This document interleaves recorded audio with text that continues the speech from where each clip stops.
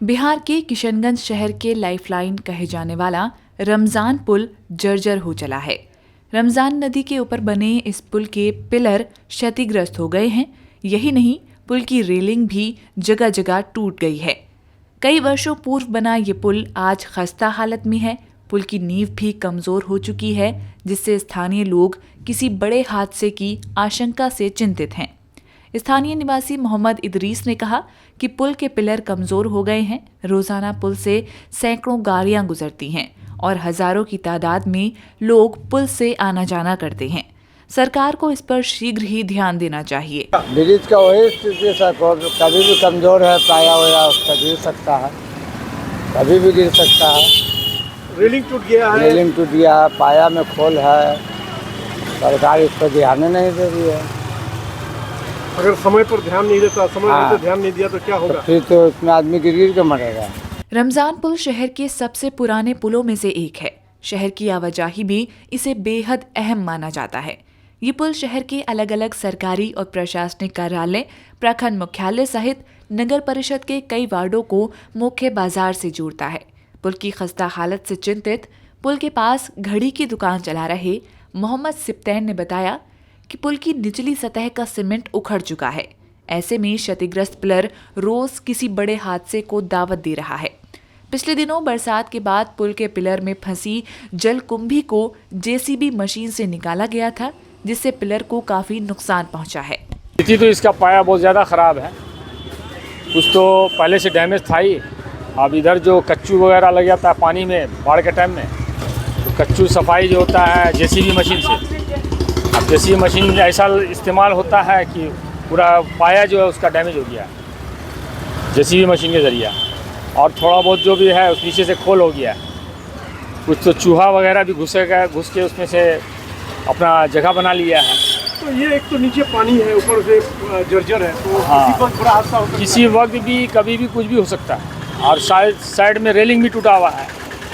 छोटा छोटा बच्चा लोग स्कूल वगैरह जाता है, आता है, या साइकिल से लोग बूढ़ा बुजुर्ग जाता है, कभी कभी गिर जाता है। एक बड़े हादसा को आमंत्रण दे रहा है ये पुल। एकदम ज़रूरी है। बड़ी घटना हो सकती है। हाँ, बहुत बड़ी घटना हो सकती है। इसमें कभी भी कुछ भी हो सकता है। इस मामले में किशनगंज विधायक इजहारुल हुसैन ने कहा कि रमजान पुल की जर्जर हालत चिंताजनक है।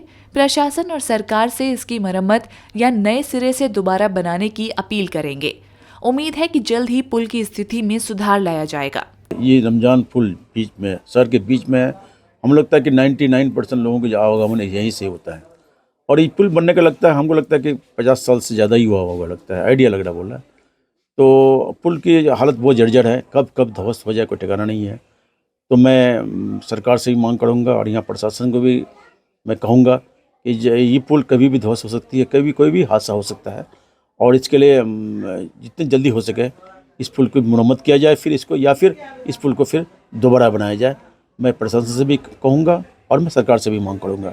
और मुझे उम्मीद है कि ये बात अगर आगे बढ़ेगी तो बहुत जल्दी शायद इसका हम लोग धरातल पर ही काम उतरेगा, इंशाल्लाह, मुझे उम्मीद है।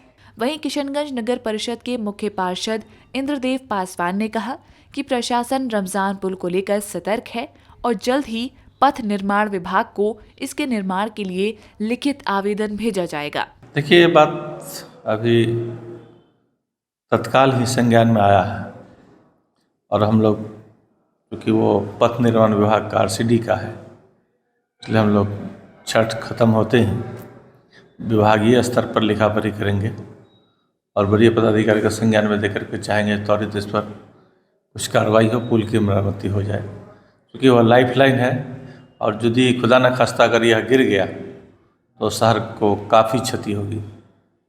इसलिए नहीं चाहेंगे हम लोग किसी सूरत में रमजान पुल में कोई घटना हो।